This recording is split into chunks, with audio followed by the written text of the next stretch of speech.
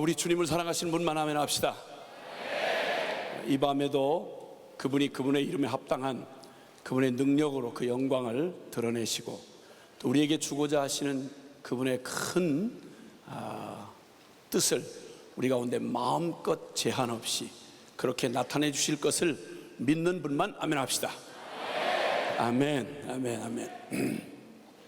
옆에 계신 분에게 우리 이 밤에도 우리가 정신을 차리고 주목해야 될 사실이 하나 있는데, 그거는 특히 이런 대회 때 잘못 왔다가 그만 갑자기 이렇게 군중 안에 들뜬 이런 분위기와 함께 잘못하다가 필이 동하면 또 은혜가 꽂히면 자기도 모르는 사이에 감당도 못할 고백을 하는 수가 있습니다.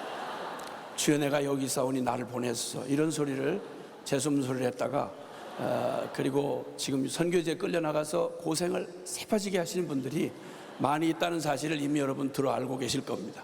그래서 이제 우리 옆에 계신 분에게 이렇게 우리 서로 이렇게 분명한 주의를 줘야 됩니다. 우리 은혜는 받되 정신은 차립시다. 절대 은혜는 받아도 변화되지 말아야지, 만약 변화되면 여러분은 오늘 저녁부터 고로워지는 겁니다. 아주 고달퍼지는 거예요. 그래서 은혜는 받더라도 정신을 차리고 우리가 웬만큼 은혜가 쏟아져 가지고는 우리는 절대 변하지 않겠다는 확고한 결의를 다지고 이 밤에 임하셔야 되는 것입니다. 왜냐하면 은혜 받으면 고달퍼지는 거 아시죠?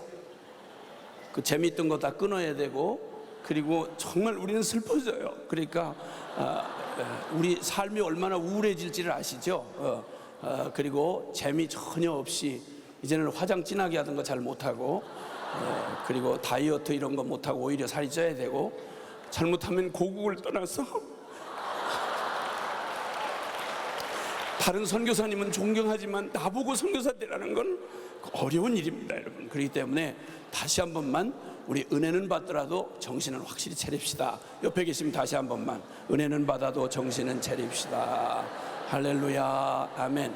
자, 그 다음에 한 가지만 더 축복을 해야 되겠는데, 그것은 오늘 사람도 주목하지 말고 오늘 정신을 차리더라도 그래도 적어도 오늘 밤에 역사하시는 주님은 그래도 만나야 될 거 아닙니까? 응? 은혜를 받고 안 변하는 건 물론 우리가 각오를 해야 되지만, 그래도 기왕이면 주님 만나러 여기 왔는데 주님만은 만나야 될 거 아닙니까? 그렇죠? 네, 그래서 옆에 계신 분에 한 번만 더 축복을 합시다. 주님만 기대합시다. 아멘. 주님만 기대합시다. 아멘.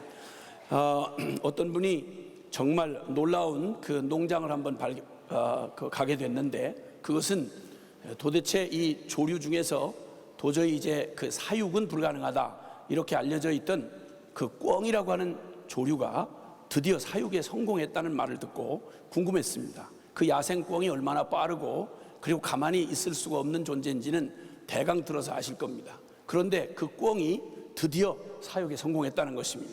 그리고 농장을 찾아갔는데 깜짝 놀랄 사실 한 가지 발견한 것은, 꿩의 다리를 끈으로 일일이 묶어놓은 것도 아니고, 그리고 또 꿩이 워낙 잘 날아다니니까 날아다니지 못하도록 어마어마한 예배당만한 크기의 그런 이런 골프 연습장 같은 망으로 날아오르지 못하도록 이렇게 망을 뒤집어 씌웠을 거라고 생각을 했는데, 망도 보이질 않고, 그리고 꿩 한 마리 한 마리 수백 수천 마리가 있는데 그 중에 어느 한 마리도 발목을 묶어놓지 않았더랍니다.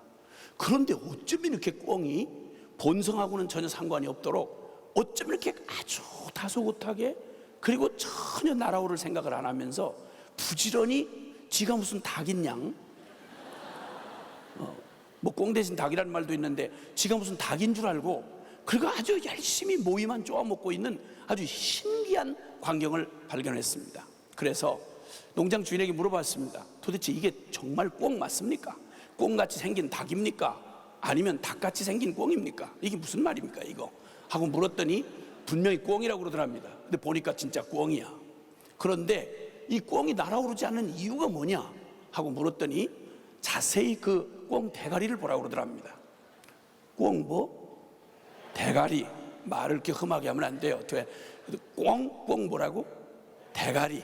보통 사람은 머리라고 그러는데 꿩은 보고 꼭 머리 이렇게 할 수는 없고 꼭 대가리 이렇게 먹을 때는 꼭 머리라고 그래야 됩니다. 그런데 보통 말할 때는 꼭 대가리. 근데 어쨌든 그 꼭 대가리를 주의 있게 보랍니다. 그래서 꼭 대가리를 무슨 이상한 무슨 장치를 해놨나고 가만히 보았더니 뭐가 눈에 잘 띄진 않는데 그 뭡니까 그랬더니 나중에 자세히 보라고 그러더래요. 봤더니 세상에 이게 무슨 일입니까? 꿩이 글쎄 그 조그만한 대가리잖아요. 대가리 요만하잖아요, 그죠? 꿩 대가리가 요만한데, 그러니까 실물 크기를 비교한다면 제 머리하고 꿩 대가리하고 이렇게 비교를 하십니다. 그래가지고 요만한 대가리에 가만히 보니까 와, 여기 눈 바로 위에다가 요렇게 기가 막히게 앙증맞은 선캡을 씌워놨더랍니다. 제가 선캡을 써도 조금 이상하겠죠, 그죠?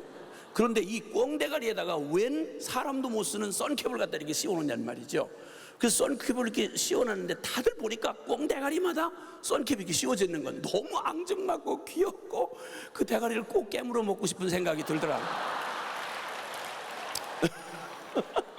그래가지고는 그 꿩 대가리를 보고 너무 기가 막혀서 아니 저게 이 꿩 사육하는 건 무슨 상관이 있냐 그랬더니 꿩이 본래 겁이 엄청 많은 짐승이거든요. 두려움이 많아요.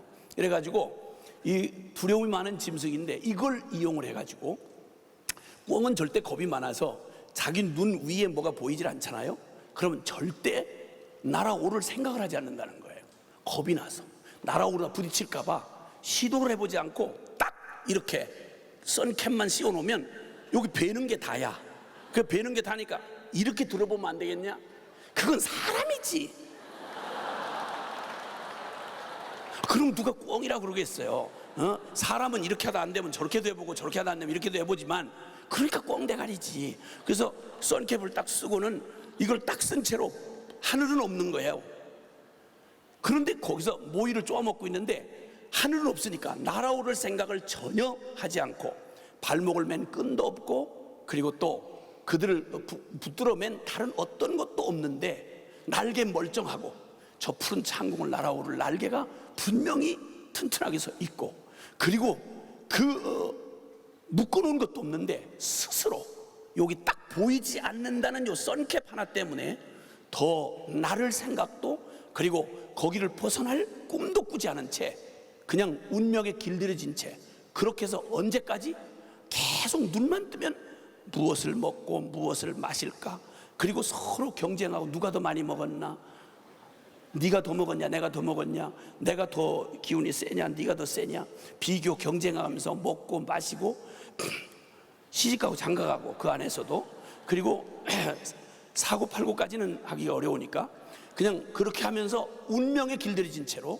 언제까지 속가서 잡아먹을 때까지 어느 정도의 양으로 크면 그걸 전부 음식점에다가 이제는 잡아먹을 꿩 그 음식점으로 보내는 그날까지 전혀 도전도 탈출을 시도도 해보지 않은 채 그렇게 먹고 있는 꿩 얘기를 들려주었습니다.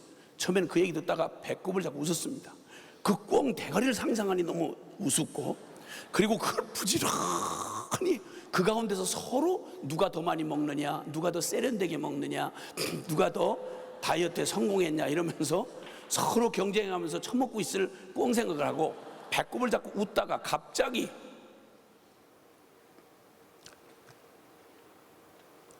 제 마음이 어려워졌습니다. 꼭 우리 꼬라지를 보는 생각이 나서 단지 보이지 않는다는 이유 그 넓고 푸른 창공이 널려져 있는데 그리고 땅을 박차고 오를 다리에 힘이 있고 그리고 그것을 날아갈 그 날갯짓할 힘이 남아돌도록 있는데 한 번도 단지 하나 보이지 않는다는 이유로 하늘이 있다는 거 생각지도 아니하고 그저 당장 눈앞에 떨어진 모이 주워 먹기 경쟁하고 더 많이 주워 먹어 흐뭇하고 누구보다 기운이 세니 좀 뻐근하고 이렇게 살아가는 이 꿩의 모습이 꼭 우리의 모습처럼 생각이 돼서 단지 보이지 않는다는 이유로 하나님도 그리고 저 우리가 넓게 드높이 올라서 그리고 그 멋진 삶을 누려볼 영원한 세계도 그리고 우리의 삶의 이 두려움의 죽음의 종로로 타는 이 운명에 길들여진 채 단지 보이지 않는다는 이유로 눈에 보이는 것에 급급하며 살아가는 불쌍한 우리의 영혼들 생각하며 눈물이 핑 돌더라고요. 세상에 아무런 반응도 없이 급급하고 오직 먹고 마시고 눈에 보이는 것 외에는 관심도 더 그리고 마음도 두지 않은 채로 오직 거기에 매여 살아가는, 다른 커다란 장애도 아니고 다 열려진 그 어마어마한 기회가 있는데, 그리고 얼마든지 비상하면 날아오를 믿음의 날갯짓이 남아있는데, 그리고 그렇게 펼쳐놓은 영광스러운 주님의 그 영원한 축복의 삶이 기다리고 있는데, 한 번도 꿈에도 꿔보지 않은 채 먹고 마시고 웃고 울고 시집가고 장가가고 사고 팔다가 눈에 보이지 않는 단 한 가지 이유로 운명에 길들여진 채 두려움에 종노릇하며 살아가는 우리 생각나서 마음이 정말 아팠습니다. 여러분, 주님이 예수 그리스도가 이 땅에 오셨을 때에도 사람들은 예수 그리스도가 전하는 그 어마어마한 얘기, 하늘나라 얘기, 천지를 창조하시고 우리를 이처럼 사랑하시는 하나님 아버지의 얘기, 우리를 향해 준비해 놓은 그 어마어마한 영적 미래들, 복음의 영광과 그 능력과 축복을 그렇게 외쳐도 주님 말씀하시며 안타깝게 말씀하시던, 내가 피리를 불어도 춤추는 자가 없고 내가 애곡하여도 함께 울어줄 자가 없다. 심령이 딱 돌같이 무지하고 무시하고 관심에도 전혀 없는 채로 무관한 채로 살아가는 그 시대를 향하여 주님 안타까이 외치셨던 그 생각 났습니다. 저는 오늘 밤에 저를 위해 기도해 주신 분들과 함께 방금 전에 함께 기도했습니다. 오늘 이 밤은 어쩌면 제가 외칠 십자가 복음의 마지막 밤일 텐데, 그리고 여기 있는 저와 여러분은 이 땅에 그렇게 덧없이 단지 보이지 않는다는 이유 하나로 영원도 미래도 하나님도 꿈도 없이 운명에 길들여진 채 이렇게 걸어가다가 소망 없이 지옥길을 걸어가야 하는 수많은 영혼들, 모든 나라의 민족들에게, 어쩌면 여러분 여기 있는 선교라는 주제에 가슴 설레 모여온 여러분들에게 오늘 이 밤이 주님의 십자가를 만나고 그분의 가슴이 터지도록 여러분을 움직이는, 주님이 여러분을 만나시고 여러분을 변화시킬 마지막 밤인데, 행여나 혹시나 그때 주님이 오셨던 그날처럼 또 여전히 우리의 마음이 피리를 불어도 울지 아니한 자처럼, 춤추지 아니하는 자처럼, 애곡을 하여도 피를 토하듯이 주님 그렇게 외쳐도 반응하지 않던 그 시대 사람들처럼 또 만약에 복음에 슬쩍 끄슬리고 지나가면 어떡하나. 십자가에게 넌덜머리하게 듣던 이 십자가 얘기, 그 고리타분한 얘기, 눈에 번쩍하고 우리의 관심사에 눈에 띄는 관심 외에는 영원한 것도 진정한 것도 자유도 진리도 심판도 지옥도 죄도 하나님도 관심 없는 이 기가 막힌 세대에, 또 진리가 길가에 버려지는 이 시대에 자기 개발, 자기 영성, 오직 자아 추구에 환장을 해버린 세대, 먹고 마시고 시집가고 장가하고 취업하고 졸업하고 결혼하고 애 낳고 시기하고 경쟁하고 살아가는데 오직 미쳐버린 이 세대, 또다시 주님이 외쳐도, 아무리 외쳐도 주님이 십자가에 몸찢어서 그 생명 쏟으며 외치는 말을 농담만큼도 취급하지 않는 배불러버린 이 세대처럼 또 그렇게 가면 어떡하나, 또 그렇게 끝나면 어떡하나.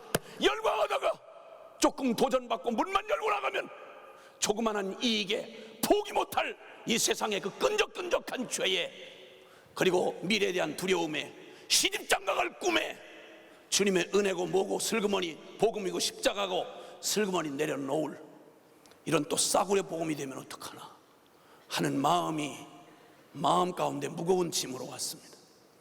오늘 아침 마지막 메시지를 주님 앞에 준비하면서 평생에 듣던 말씀, 주 예수 크신 사랑, 십자가 복음 또 나에게 들려주시오.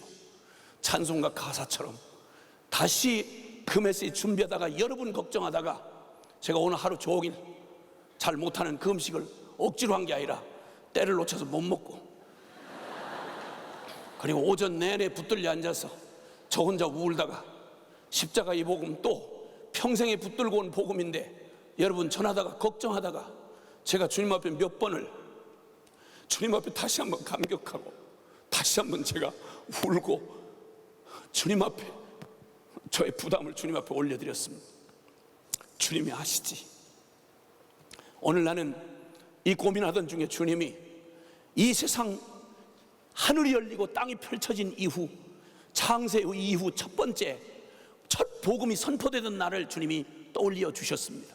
그 복음은 다른 데서가 아니라 에덴 동산에서 전파되었던 하나님 아버지가 전했던 복음이었습니다.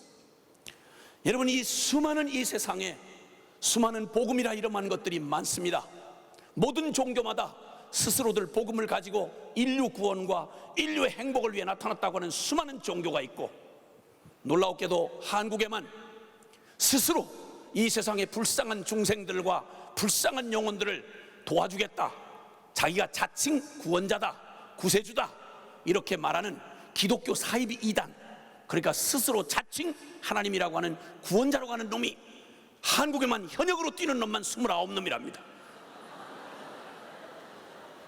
31놈이었는데 2놈이 돼지고, 박태선이, 안상홍이 여호와 증인 하나님의 교회라고 하는, 여러분 이 2놈이 그 거친 터진 입으로 지가 하나님이다, 지가 구세주다 떠들다가 돼져서 묻혔습니다. 아직도 29놈은 건강관리를 잘해서 지금도 피둥피둥 살이 찌고 잘 처먹고 산다는 얘기를 지금도 듣고 있습니다. 삼가 조의를 표하는 바입니다.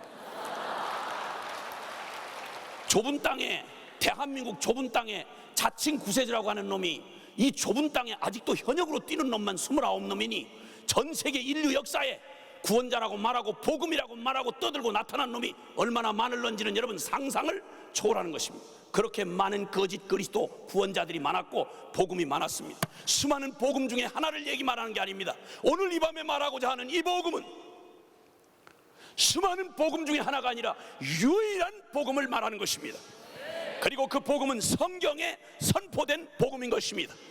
영원히 소망 없는 죄 가운데 떨어져 버린 최초의 사람 아담과 하와에게 범죄하고 덜덜 떨며 수치심에 죄책감에 두려워 떨던 그게 어딘지 아십니까 여러분? 희락의 동산이라는 에덴 동산에서 그 일이 일어났습니다. 첫 번째 복음, 이 땅에 성경에 기록된 첫 번째 복음은 어디서 선포됐는가 하니 바로 희락의 동산이란 에덴에서 선포가 되었습니다. 죄짓고 두려워 떠는 그들에게 주님이 복음을 선포하시는 중에 창세기 3장 15절, 최초에 전해진 외쳐진 복음이라 선포된 복음이라고 알려진 창세기 3장 15절은 여자의 후손이라는 구원자를 보낼 것인데 너희를 저 파멸과 죄악의 구렁텅이로 끌어넣었던 사탄 그놈 뱀에게 들어가 그를 속이고 파멸로 끌어갔던 이 원흉인 사탄 뱀의 후손의 머리를 여자의 후손이 밟아 깨버릴 것이며, 그리고 뱀은 여자의 후손의 그 뒤꿈치를 물을 것이다 라고 하는 도저히 제대로 이해가 되지 않는 복음을 주님이 선포하셨습니다. 설명이 필요하지 않았습니다. 두 번째, 성경에 기록된 마지막 완성된 복음을 외치신 건 예수 그리스도를 통해서였습니다. 그분은 에덴 동산이 아닌, 희락의 동산이 아닌 죄의 결과로 저주와 파멸을 운명으로 안고 살아가는 이 세상 한복판에 우뚝이 육신을 입고 오셔서 외치신 요한복음 3장 16절이었습니다.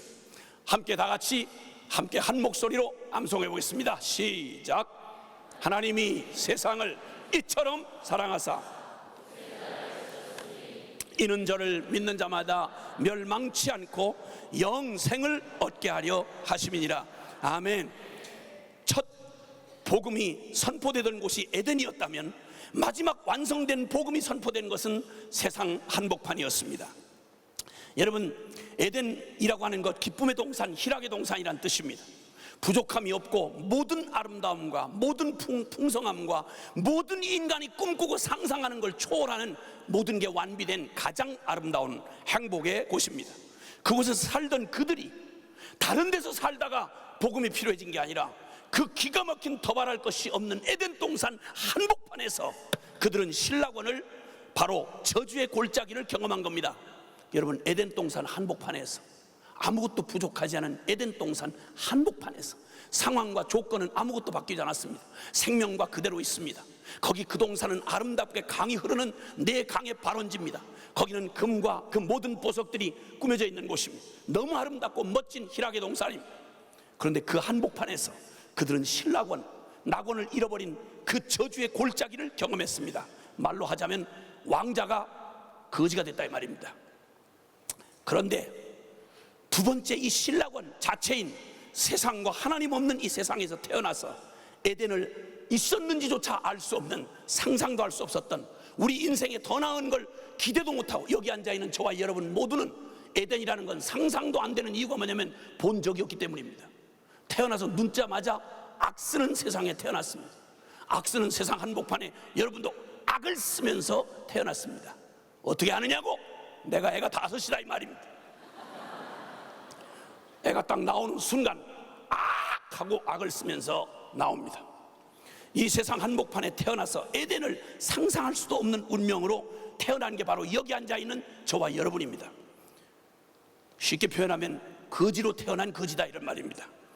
앞에 에덴에서 그 이 신락원을 경험한 사람들의 경우는 그것은 왕자였다가 거지가 된 사람이고, 왕자로 너무너무 화려하고 행복한 한복판에서 그 아름다운 최고를 경험했다가 거지로 추락한 인생이고, 우리는 아야 태어날 때부터 거지로 태어나서 거지가 운명인 양 그 이상의 꿈을 꾸기도 어렵고, 그게 뭐 이런 게 더 이상 뭐가 있겠어요?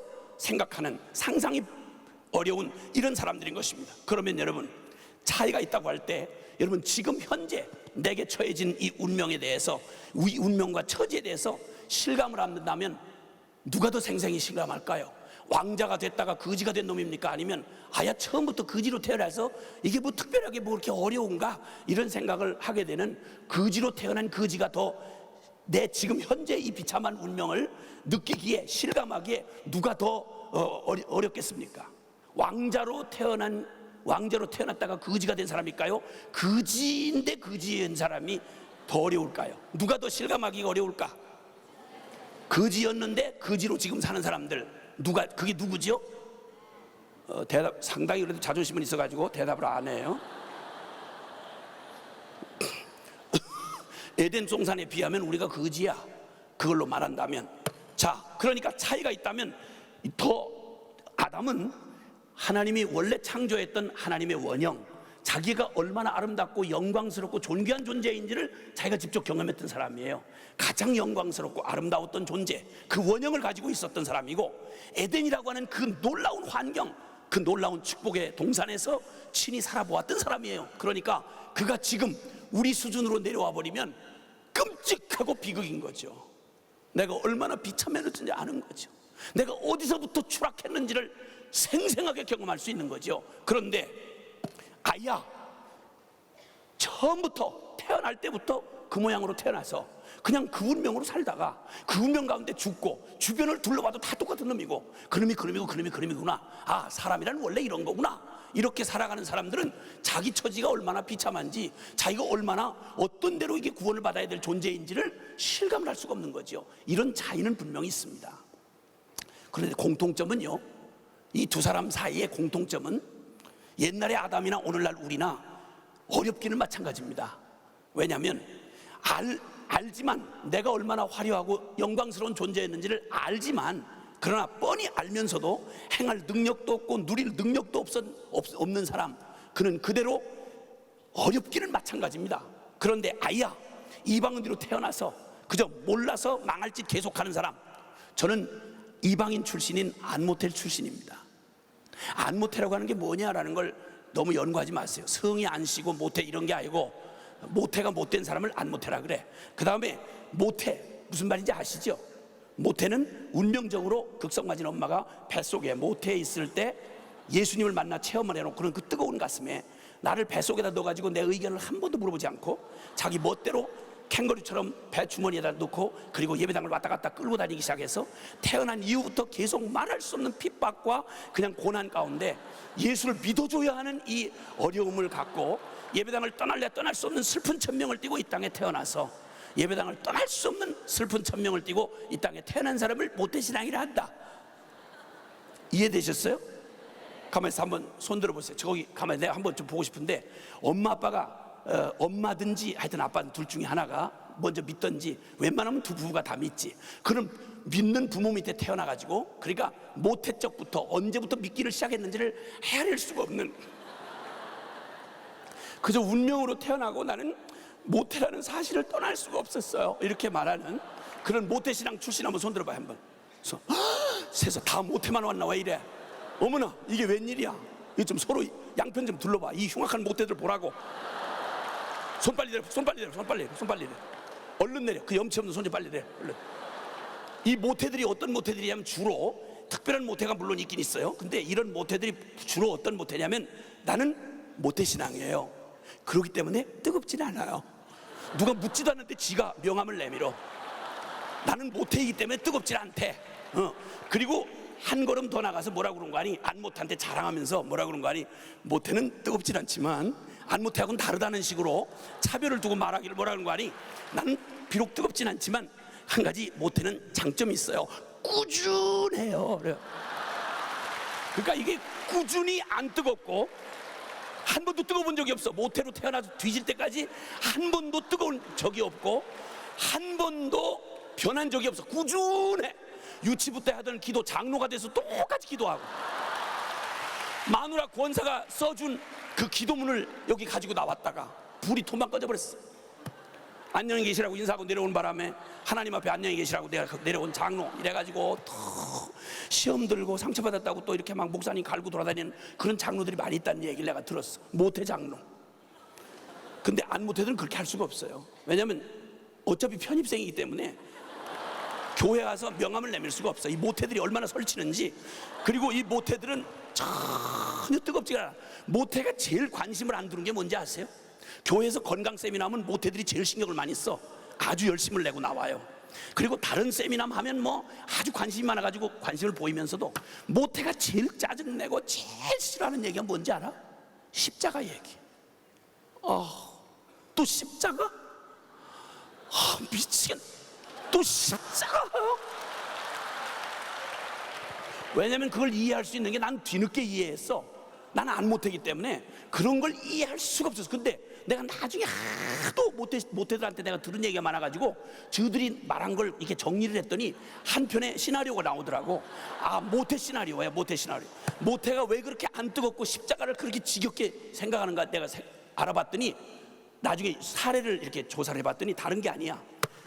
모태로 태어나면 운명적으로 극성맞은 엄마가 극성맞게 교육하잖아. 그래서 단어도 가나다라 순서로 안 가르쳐주고 하나님은 하자부터 해라. 하! 이래가지고 가나다라 순서도 없이 하나님 하자부터 얘기를 하고, 그 다음에 생전 기도를 입을 띄워서 말 배우자마자 기도부터 가르쳐주잖아. 하나님 밥 주셔서 고마워요. 그러니까 밥을 준 걸 엄마가 줬는데 보이지도 않는 하나님이 줬다고 기도를 하라는 거야.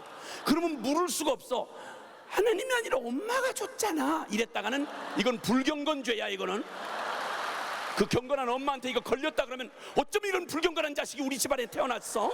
오 주여 용서하옵소서. 이거 회개에 들어가면 여러분 어려워지는 거야. 함께 단체로 금식하는 일이 생긴다 이거지. 그래가지고 그냥 뜨겁지 않기로 유명한 이 모태가 여전히 죄인이기 때문에 그 감정이 있잖아. 모태가 감정 없어? 솔직한 말로 여기 거의 다 모태야. 여러분 성질 없어? 대답 좀 해봐. 대답 안 한다고 상황을 피해갈 수는 없어. 그러니까 여러분 모태는 성질이 있어 없어? 그 성질이 아주 더럽지. 근데 표현의 자유가 없다는 거야. 우리 옛날에 유신 정권 때 표현의 자유가 없었잖아. 모태신앙의 제일 어려움이 뭐냐면 표현의 자유가 없다는 거지. 그래서 이 성질 나는 대로 표현을 해야 되는데 한국말이 성질이 안 되는. 그래서 모태신앙이 가장 열받을 때, 특히 형제간에 막 어렸을 때는 형제가 원수잖아. 그냥 언니 오빠 동생 뭐 이런 것들이 진짜 왼수잖아. 너무 약 올리고 어렵고 이렇게 할 때는 막 성질이 이렇게 올라오잖아. 이때 모태신앙, 경건한 집안의 모태신앙이 할 수 있는 표현은 지극히 제한이 돼 있어. 그때 최고로 감정을 표현할 수 있는 말이 뭐냐면 넌 정말 너무 나빠. 이거밖에는 표현을 할 수가 없는 거야. 그랬다가 한 3, 4학년쯤 돼가지고 바깥에 놀이터에 나가보니까 어머나 같은 한국말하고 이해 가능한데 너무 감정이 시원시원한 표현이 한국말에 있다는 걸 깨닫게 된 거야. 이래가지고 집에 돌아왔는데 동생 놈이 또 약 올린단 말이지. 이럴 때 아무 생각 없이 깊이 생각 안 하고 그냥 낮에 들었던 너무 시원한 이 한국말이 표현이 부족한 줄 알았더니 충분한 거야. 그래가지고 그냥 아무 생각 없이 계속 이랬다가 엄마가 갑자기 경건한 엄마의 눈에서 눈물이 후두둑 떨어지더니 주여 제가 지옥 자식을 키웠나이다. 그리고 가스레인지에다 불 켜고 그 다음에 쇠젓가락 올려놓고 그리고 너 이리 와 너 이리 와 너 이리 와. 난 엄마는 널 사랑해. 나는 네가 입술이 멀쩡하고 지옥 가는 것보다 그리고 나는 네 입술을 치고라도 천국 가는 걸 원해. 엄마는 널 사랑해. 그리고는 입술을 치진다고 뻘겋게 단 가스레인지에서 뻘겋게 단 그 젓가락을 쇠젓가락을 가지고 아이 입술 친다고 쫓아다니 애가 막 경기라고 밤에도 막 경기라고 난 이 환난과 순환을 겪은 다음에 모태신앙이 진짜 어려워하는 게 다른 게 아니고 헌금. 이 믿음 좋은 엄마가 용돈을 안 주면서 헌금을 꼬박꼬박 준다는 거, 이게 이 세상 한복판을 살아가는 모태신앙에게 감내할 수 없는 유혹이라는 걸 이 부모들이 잘 모르는 거야.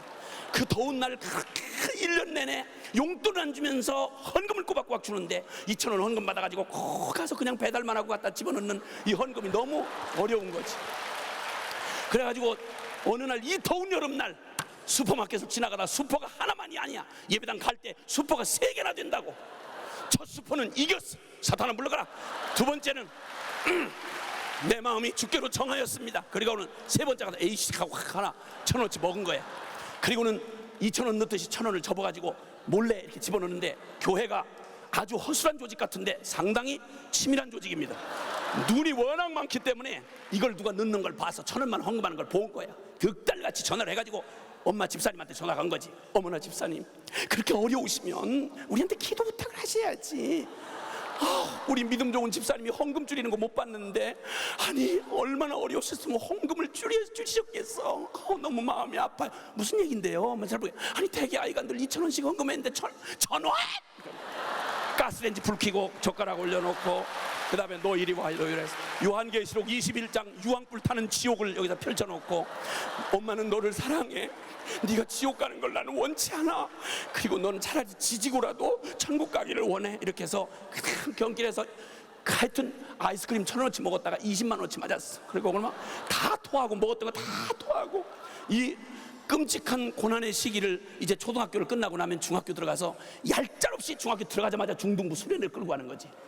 그리고는 그냥 중등부 그 목신 전도사님이 막 소리를 지르면서 어두컴컴하게 불 꺼놓고 그냥 뜨거운 지옥불의 얘기를 막 그냥 뜨거 이러면서 그리고는 죄진 놈들 죄를 한 바닥 쓰라고 A4 용지를 주는 거지. A4 용지를 쓰는데 쓰려고도 쓰다가도 너무 치사해. 엄마 말씀 안 들었어요. 개새끼 됐다 죽을 뻔했어요. 그 다음에 1,000원어치 사 먹었다 20만원어치 맞았어요. 그리고 이걸 적어내놓고 막 회개를 하라고 그러는데 이걸 가지고 회개를 하려니 일일 결산 다 내가 했는데 내가 다 갚았잖아. 잔돈을 도로 받아야 되는데 예수님이 내 죄를 대신해서 갚아줄 게 없는데 왜 아이스크림 좀 한번 사 먹은 걸 가지고 십자가에 막 이게 몸을 찢으면서 옆구리를 찔려가면서 이렇게 그리고 왜 이러실까? 주님 왜 저러시나? 너무 무리하시는 거 아니야? 그 후로 절대 개하고 새끼하고 같이 데려온 적이 없는데 날마다 일일 결산 다 했는데 십자가가 왜 나한테 필요하냐 이 말이지. 이게 너무너무 어려웠던 모태신앙들의 애환을 저는 알 길이 없었어요. 신앙생활을 오래 하다 보니까 그래서 모태신앙들이 수련회 가서 막 눈물 안 나오는데 이러면 감동이 한다는데 왜 십자가가 필요하겠어? 아니 나는 희생당한 것밖에 없는데 예수 믿어주느라고 거의 죽을 뻔했고 안 믿어지는 주님을 믿는 척 하려고 죽을 뻔했고 나가기 싫은 예배당을 나가준 것만 해도 고마운 줄 알아야지. 뭘 예수님이 날 대신해서 십자가에 죽고 야단하냐 야. 돈 까놓고 1,000원 그렇게 저가면 차라리 1,000원을 주던지 뭘 그걸 십자가에 매달려가지고 네 죄 때문에 내가 매달렸다 뭘 그렇게 내가 죄를 졌냐 이거지. 이렇게 해서 막 눈물도 안 나고 어려울 때 거기에 끌려온 교회를 한 번도 안 나간 안모태가 거기 수련회에 처음으로 끌려왔던 애가 딴 말은 못 알아듣는데 죄 지은 놈 죄를 여기다 A4 용지에 쓰라고 그랬더니 이 자식은 물 만난 고기야. 왜냐면 지금까지 살아온 게 다 죄니까. 그래가지고 막 죄를 막 신나게 한 바닥을 써놓고는 한 장만 더 주세요 이래가지고 막 이빠이 2장을 적어놓고 막 그 죄 때문에 주님이 십자가에 매맞고 막 고통당하는 얘기를 들으니까 이건 남의 얘기가 아니라 나 때문에 십자가에 죽으시는 거지 막. 그러니까 막 떼굴떼굴 굴르면서 내용도 모르면서 막 울며 회개하고 난리치는데 안 못해는 눈물이 하나도 안 나오는 거지. 여러분 초상집에서 눈물 안 나온 거 얼마나 어려운지 알아? 그냥 눈물을 날려고 짜려고 하는데 애를 쓰는데 눈물이 나와야지. 그래서 드라마 보다가 슬픈 장면 떠올리면서 잠깐 하다가 눈물이 한 방울 찔끔 어머나 성령님이 역사했나 보다 그렇게 하고는 지 눈물에 지가 속아가지고 막 은혜를 받아 뒤집어져가지고 또 불 받았다고 난리를 치고 이런 모태신앙의 애환의 세월을 가만히 살펴보다 보니까 제일 지긋지긋하고 그리고 정서적으로 동의할 수 없는 게 십자가 얘기더라 이 말이지.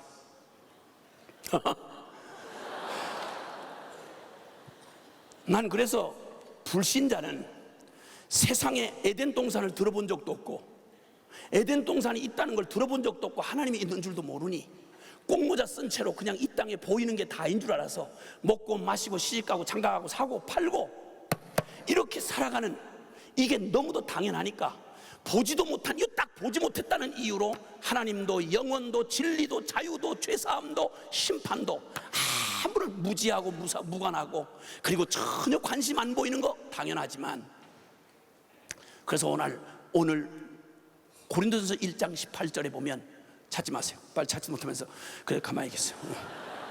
내가 얘기할 때 의심하지 말고 들으시라고요. 고린도전서 1장 18절이야. 알지도 못하면서. 그래서 모태신앙들이 성경을 진짜 몰라요. 웃기지도 않아. 자존심만 남아가지고 성경을 정말 몰라요. 어떤 모태신앙은 히스기야서 1장을 찾으라고 내가 그랬더니 부지런히 찾기를 시작했어. 안 모태는 숫자 모르기 때문에 찾지를 않아. 근데 모태는 어디서 들어본 것 같은데 이게 신약에 있었나 구약에 있었나 이렇게 하다가 계속 찾다가 자기의 비참한 실존을 보고 지금은 선교사가 됐지.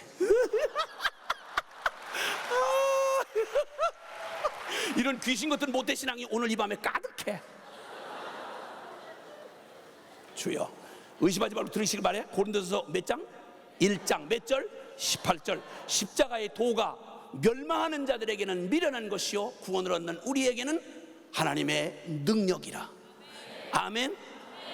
그래서 헬라인은 지식을 구하고 유대인은 표적을 구하나 이 말은 모태신앙은 표적을 구하고 안 모태는 지혜를 찾으나 우리는 십자가에 못 박힌 그리스도를 전하니 이 십자가의 복음은 모태는 모태대로 관심이 없어. 그리고 안 모태는 안 모태대로 관심이 없어. 그러다 보니까 복음을 전하려고 이 복음의 진정한 복음, 가장 복음의 핵심되는 십자가 복음에 대해서는 전혀 관심이 없어. 여러분 이 복음을 하나님께서 전하실 때 이 기쁜 소식, 복음이란 간단히 말하면 기쁜 소식이야. 이 기쁜 소식을 정말 듣고서도 이 반응을 하지 않는 무관심하고 무지하고 무시하는 사람들, 예배당에 앉아있는 모태신앙들의 관심에도 전혀 관심의 축에도 끼지 못하는 이 십자가의 복음, 오늘날 배불러진 우리 한국 교회 안에서 십자가의 복음이야말로 아유 또 그 얘기, 그 기초, 관심이 없는 얘기. 안 모태는 안 모태라서 관심이 없고 모태신앙은 모태신앙이라서 관심이 없어. 둘 다 어렵기는 마찬가지야. 몰라서 망할 짓을 하는 이방인이나 알고도 행할 능력도 그리고 누릴 능력도 없어서 아이야 꿈도 꿔보지 않고 내 삶에 변화되지 않는 나의 존재로 별로 크게 목마르지도 아니하고, 그러니까 오직 세상에 예배당 나오고 그저 종교 의식한다는 것 외에는 큰 차이가 없이 예배당 담벼락까지 차이 경계밖에는 없는 이런 기가 막힌 교인들이 오늘날 나 그렇게 많은 줄 몰랐다 이 말이야. 왜 이런가? 무엇 때문에 이렇게 무관심한가? 그래서 한 가지, 주님의 첫 번째 선포된 복음을 보면서 제가 깨달았어. 창세기 3장에 보면 주님이 복음을 선포하실 때, 놀라웠게도 주님이 복음을 선포하실 때 이 기쁜 소식이라고 하는 기쁜 소식을 전하시는데 먼저는 나쁜 소식을 먼저 전하셨어. 범죄하고 타락한 아담과 하와에게 너는 지금부터 네가 죽기까지 수고를 해도 이마에 땀이 흐르도록 애를 써도 간신히 밥 먹는 풀치라고 살다가 죽을 것이며, 네가 저지른 죄의 결과가 얼마나 비참한지 넌 흙에서 났으니 흙으로 돌아가고 너는 영원한 존재였던 네가 이제는 죽을 수밖에 없게 되었다. 너는 너의 죄의 열매를 네가 수고하면 땅은 가시와 엉겅퀴를 낼 것이며 간신히 너의 수고와 안식이 없는 너의 피곤하고 지친 고단하고 그리고 너무너무 고달픈 너의 삶이 계속될 것이다. 무서운 나쁜 소식을 주님이 전해주셨습니다. 네가 선택한 죄는 화려한 것도 영광스러운 것도 너에게 거짓말한 어떤 것도 너에게 이루어질 수가 없고, 너는 죄가 가져오는 비참한 결과를, 죄의 싹신 사망, 그 죄가 가져오는 파멸과 저주를 너는 벗어날 수가 없게 될 것이다. 아주 나쁜 소식을 전해주었습니다. 왜냐?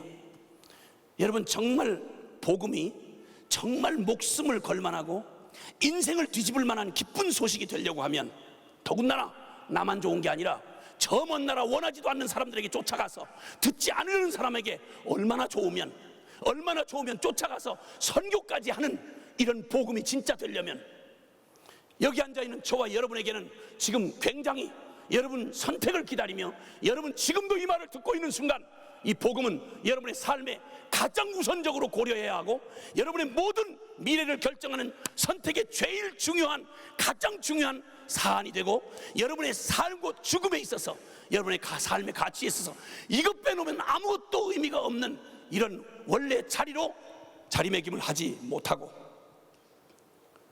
그런데 이 배부른 한국 교인들에게는 이제는 이 복음은 그저 우리의 장식용, 나를 한 번도 움직일 수 없는 그런 복음, 내 삶의 중요한 결정권을 조금도 행사할 수 없는 복음. 여러분, 언제 대학 여러분 전공 선택할 때 복음 때문에 고민해 본 적 있으셔? 여러분 애인 선택하고 여러분 그 결혼 대상자를 결정할 때 언제 복음의 가치가 여러분에게 결정권을 행사했더냐 이 말이. 여러분 미래에 여러분 직업을 선택하고 여러분 나아갈 곳을 고민할 때 언제 복음이, 언제 주님이, 언제 십자가가 여러분에게 진짜 모든 결정권, 마지막 결정하고 고려해야 할 가장 중요한 포인트가 되느냐 이 말이에요. 그런데 이 똑같은 동시대에 지금 하루에도 수백 명의 사람들이 예수 그리스도의 이 십자가 복음을 단지 선택하고 믿는다는 이 이유 하나로 여러분 지금도 순교자가 줄을 잇고 있습니다. 지금도 수백 명씩 예수 이름으로 죽임을 당하고 있습니다. 지금도 단 몇십 킬로만 올라가면 저 북녘 땅에는 예수 믿는다는 이것만 포기하면 일반적인 삶을 살아갈 텐데 지금도 그거 포기 못해서 생체 실험을 합니다. 짐승도 그런 짐승이 없는 흙을 파먹고 그 모진 매질과 그 죽음의 인간 이하의 세계 가장 인권의 최악의 국가, 핍박 지수 사우디아라비아를 앞지르고 핍박 순위 계속 부동의 1위를 차지하고 있는 게 바로 저와 여러분 똑같은 혈통을 가지고 똑같은 민족에 태어나서 여러분 단지 예수님을 믿는다는 이유로 가족도 미래도 꿈도 직장도 안락한 삶도 모든 걸 다 잃어버리고, 그러나 예수님만큼은, 이 십자가의 복음만큼은 놓을 수 없는 이 마지막 선택을 한 사람이 최소한 수십만이 넘는 수많은 사람들이 목숨 걸고 선택하는 복음. 어떤 이의 말처럼 예수 그리스도가 정말 살아계신 하나님이시고 그가 우리를 위해 죽으신 게 사실이라면 우리가 그를 위하여 드리는 어떠한 희생도 결코 크다고 할 수 없다 라고 말하고 그의 보장된 미래를 다 포기하고 이 복음을 위하여 자기 일생을 내던지고 순종하는 하나님의 사람들에게 있어서 이 복음은 이렇게도 그들의 인생 전부가 걸린 문제요, 목숨을 걸 만한 문제요, 그리고 인생을 뒤집을 만한 기쁜 소식이다 이 말입니다. 그리고 자기만 가질 수가 없어서 미쳐가지고 이 복음을 전하지 않으면 견딜 수가 없는 이런 삶을 살아가게 하는 게 바로 십자가 복음이다 이 말입니다. 저만 해도 소망 없는 집안에 태어나서 예수 예자도 복음 복자도 들어보지 못한 채 이 땅에서 추구하는 인간들이, 꽁모자 쓴 인간들이 추구하듯이 남보다 조금 더 악바리처럼 잘 사서 재주가 있어서 고급 술집에 가면서 사람들의 영혼을 사냥질해 가면서 돈 잘 벌어서 멋지게 빠진 기생 누나들 여러 명을 데리고 사람들의 넋을 빼가지고 돈 잘 벌어서 사냥이다, 노름이다, 외국 양주다, 고급 주택이다, 말할 수 없는 우리가 좋아하는 이 세상에 있는 것도 다 누리던 우리 아버지 밑에 태어나서 세상 사람 태어나서 더 나은 미래도 영원도 하나님도 심판도 죄도 하나 인생의 의미도 목적도 한 번도 들어본 적이 없는, 욕을 빼놓으면 모든 문장이 다 깨져버리는 이런 기가 막힌 집안에 태어나서 아버지의 그 잘 버는 돈 때문에 세상에 허락되어진 이 인생이 다인 줄 알고 이것밖에는 들어본 적도 없던 저의 인생에 갑자기 불어닥친, 아버지의 죽음과 함께 불어닥친 가난과 절망, 주민등록도 없이 사는 사람들이 사는 저 뒷골목에 살인, 마약, 음란, 더러운 모든 이런 인간의 길을 포기한 사람들이 살아가는 뒷골목에 대책 없이 내던져진 채로 짓밟힌 청소년 길을 지내고 아무런 소망이 없던 청년 시절에는 자학증에 시달리는 불쌍한 청년놈이었습니다. 예배당 뻘건 벽돌로 쌓아진 예배당이 예배당인 줄도 몰랐던 저 같은 놈에게, 복음하고는 문외한이었던 저에게 누구도 복음을 전해주는 사람이 없어서 물리적으로 보면 그대로 가다가 소망 없이 지옥에 떨어졌어야 할 제 삶에 설명을 할 수 없는 하나님의 은혜로 가장 쏟아진 물처럼 엎어진 물처럼 그렇게 쏟은 소망 없던 저에게 찾아오신 주님. 요한복음 3장 16절 들어도 감동이 안 되는 모태신앙들에게는 들어도 감동이 안 되는 이 말, 나는 듣기에 생전 처음으로 들었던 복음이었습니다. 이 복음이 내게 왔을 때 나는 처음부터 비참한 놈이었습니다. 가난했고 아버지 죽자마자 가난으로 곧바로 직행을 했습니다. 왜냐하면 재산을 하나도 남겨놓지 않았기 때문에 집안 칸 없는 불쌍한 놈이요, 매일매일을 국수 한 끼 그거 얻어먹고 사느라고 목숨이 걸려 살아가던 불쌍한 가난, 그 날마다 사람이기를 포기한 동네에서 날마다 피 터지게 주먹질하고 거기 얻어 터지고 비참한 삶을 청소년기를 짓밟히며 음란과 인육장사를 해먹고 사는 사람들 틈에 끼어서, 인간이기를 포기한 사람들 틈에 끼어서 소망 없이 살아갔습니다.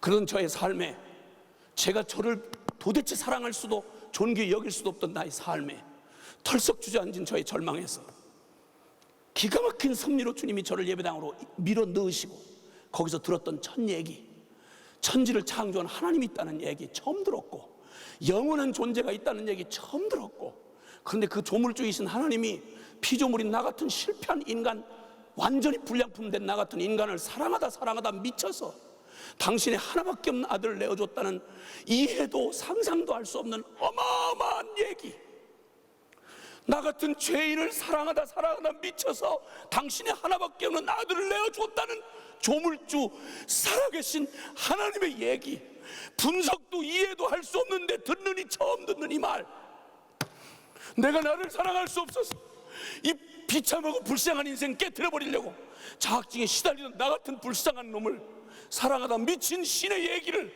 듣는 순간 설명도 이해도 필요 없이 내가 그냥 내던져진 쓰레기 같은 인생이고 비참하게 태어난 망한 술집 아들인 줄 알았던 나를 창세전에 누군가 나를 디자인하고 기억하고 있었고 나의 주인이라고 말하는 분이 있다는 얘기 듣고 재수없이 왔다가 이렇게 살다 끝나는 인생이 아니구나.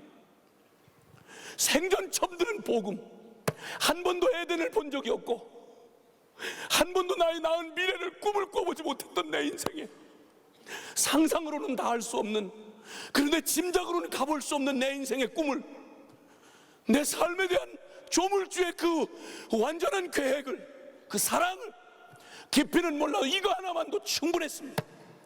이 말이 내게는 내가 널 사랑한다 이 말로 들렸습니다. 나는 태어나서 누군가가 나에게 사랑한다는 말을 문장으로도 들어본 사람이 없습니다.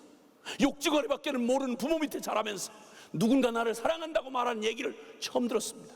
그리고 그는 나에게 너는 망한 술집 아들이 아니고 너는 내가 너를 대신해서 죽을 만큼 넌 나의 가장 소중한 놈이다.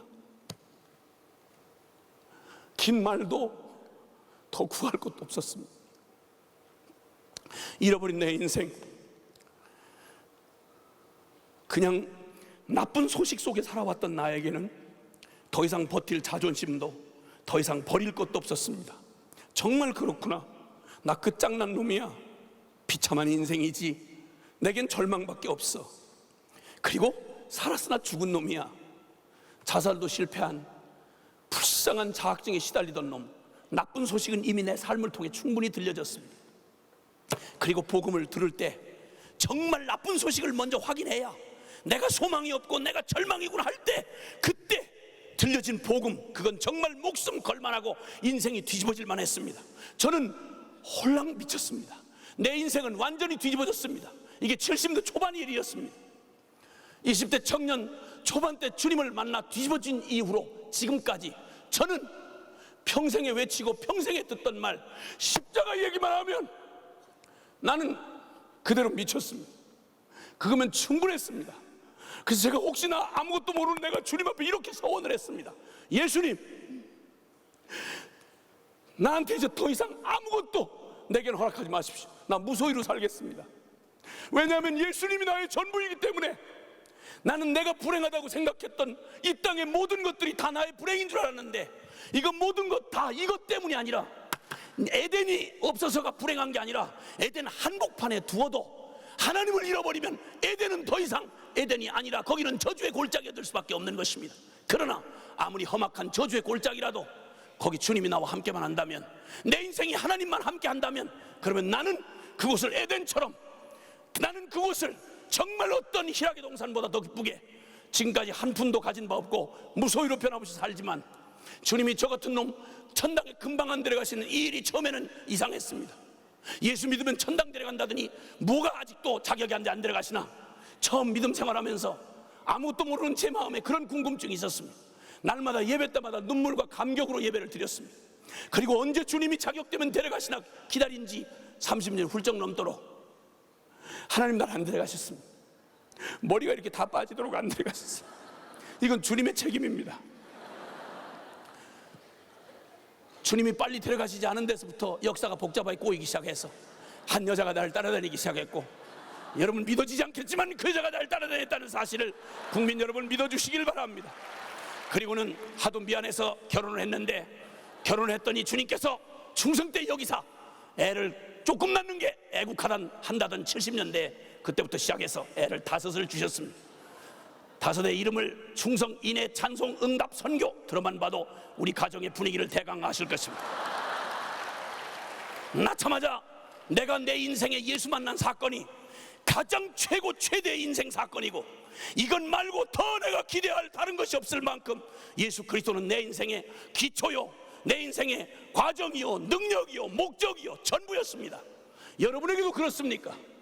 나에게는 예수 그리스도가 전부입니다. 예수 그리스도는 나의 모든 것 되십니다. 그래서 무소유로 살기를 선언하고 지금까지 아무것도 가진 거 없습니다. 그러나 사랑하는 가족들과 함께 저에게는 이 복음이, 이 십자가가, 이 선교가 내게는 농담이 아니며 멀리 지나가는 신학적 죽은 개념이 아니라 죽은 연불만도 못한, 나를 움직이지 못하는 실제가 되지 않는 신학 교리 따위가 아니라, 저는 제 인생 전부가 걸려있는, 이것 빼면 모든 게 끝장나버리는, 저에게는 예수가 전부고 십자가가 전부입니다. 그리고는 모태신앙의 운명이 다 그렇듯이 그들한테 묻지 아니하고 일방적으로 내가 주님 앞에 선교사를 바쳐버렸습니다. 약간의 몸부림이 있었지만 모태신앙이들 그렇듯이 기도하고 바친 자식 딴 데로 갈 수가 없는 법. 그래서 다 선교사가 돼서 지금 함께 5명 아이들이 다 함께 선교사의 길을 가고 있습니다. 삼가 위로의 말씀을 전하는 바입니다. 인간의 조건 중에 우리의 가장 한 번도 물어보지 아니하고, 우린 날마다 먹는 거, 시집가는 거, 그리고 장사하는 거, 성공하는 거, 이런 거에 관심이 있었던 우리는 한 번도 이런 질문 안 합니다. 가장 나쁜 소식을 확인해야 될 곳은 어딘가 하니 가장 근본적 질문입니다. 나는 누구냐? 난 뭐 하는 사람이야? 나는 어떤 존재야? 이 정도면 괜찮은 거 아니야? 나 혹시 밥벌레 아닌가? 부속품 아니야? 도구 아니야? 여러분, 이 기가 막힌 나는 누구야라는 이 근본적 질문 앞에 우리가 복음 앞에 서고 나면, 여러분, 인간의 조건 중에 가장 키워드가 하나님의 형상입니다. 하나님의 형상이란 포도나무와 가지의 관계처럼 하나님 없이는 아무것도, 그리고 무엇도 할 수 없는 존재라는 말입니다.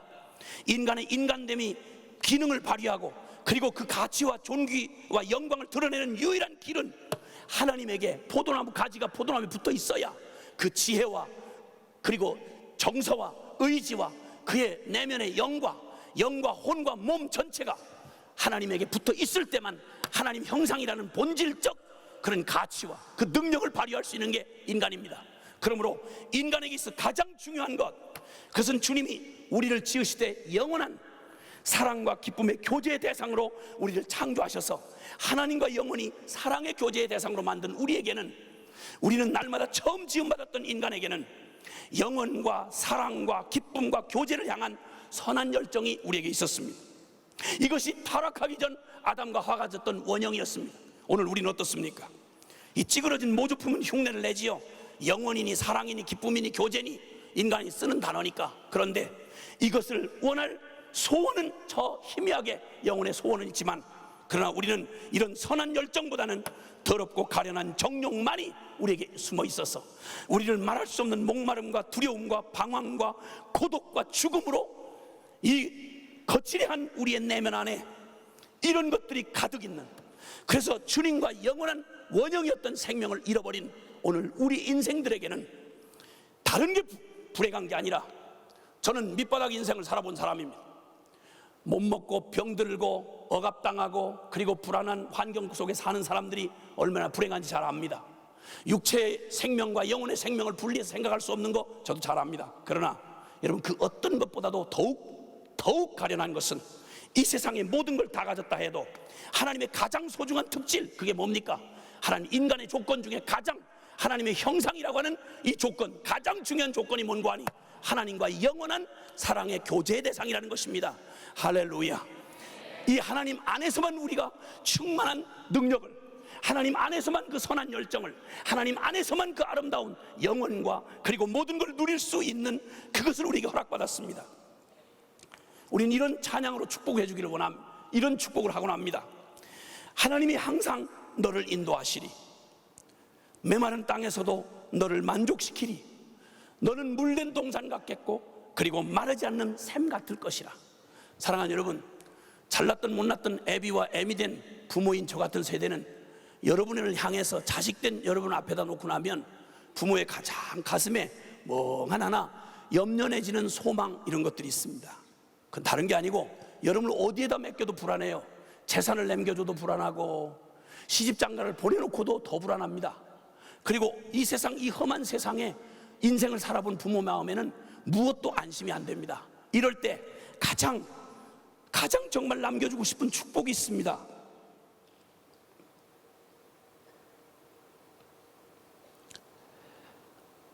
제 딸아이 하나가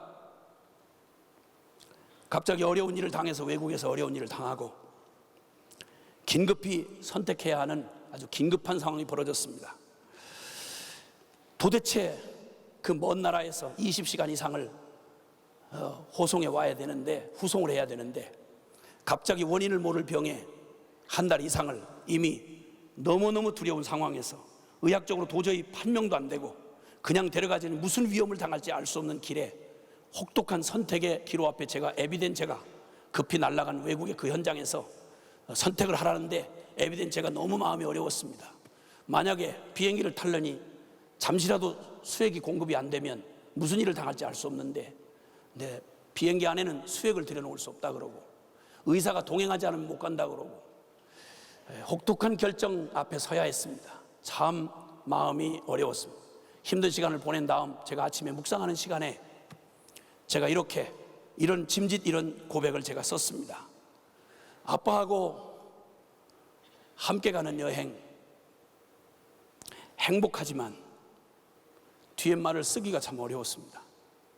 나는 이 아이에게 해줄 게 아무것도 없다는 사실을 그때 정말 무능한 아빠라는 걸 깨달았습니다. 이전에도 무능한 아빠라는 건 제가 사실이었지만 그러나 더욱 무능한 자였습니다. 이 순간에 해줄 일이 아무것도 없었습니다. 단지 함께 해주는 것 외에는.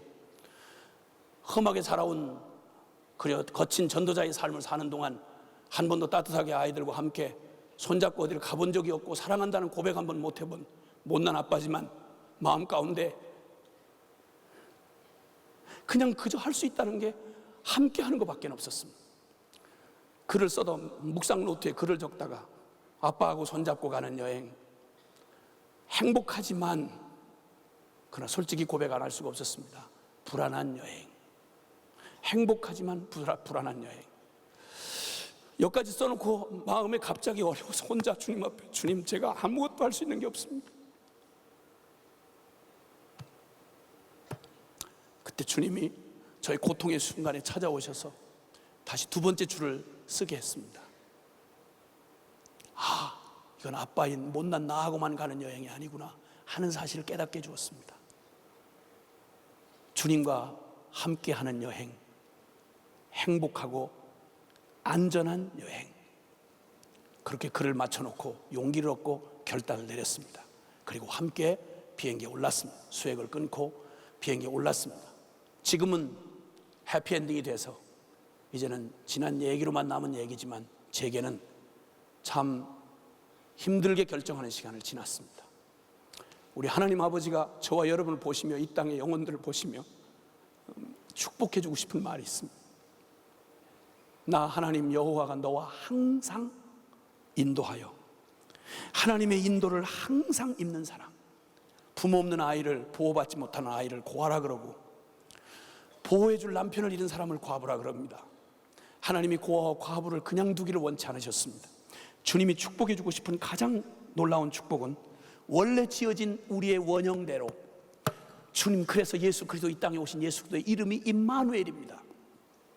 임마누엘 주신 주님이 고아와 같이 과부와 같이 버려진 우리를 목마름과 두려움과 그 방황과 고독 가운데 내버려 두기를 원치 아니하십니다. 그러므로 모든 것, 이 땅에, 이 현대인들의 내면 안에 주님이 보시며 가장 불쌍히 여기시는 단 한 가지, 그게 뭔지 아십니까? 이 기가 막힌 범죄한 이후, 아담의 후손 이후 죄가 생명에 들어와서 거룩한 하나님과 영원히 분리된 채, 하나님과 함께 할 수 없는 영원한 고아가 된 채, 하나님을 마음에 두기 싫어하는 존재적 죄인이 된 채, 하나님을 마음에 두기 싫어하는 이 죄인들, 유대인이든 이방인이든 모태신앙이든 안 모태든 상관없이 죄인으로 태어나서 존재적 죄인인 우리의 가장 밑바닥에, 영혼 밑바닥에 가장 깊이 담겨지는 죄의 저주, 이게 바로 뭔가 하니 하나님을 마음에 두기를 싫어하는 것입니다. 하나님을 마음에서 몰아내면, 하나님을 두기 싫어하면 모든 것 다 가져도 하나님을, 이 세대 이 말세의 마지막 모습을 우리는 다른 것 말할 거 없습니다. 하나님을 마음에 두기 싫어하는 죄인들의 세상, 헛된 객기, 내 인생은 내가 주인이야, 지옥, 심판, 될 대로 되라지 뭐, 지금뿐이야, 지금 끝내주잖아 이 순간이, 오만한 광기, 내가 신이야, 자아개발해, 우주의 중심이야 네가, 종교, 과학, 지성 다 인간이 만들어낸 거 아니야?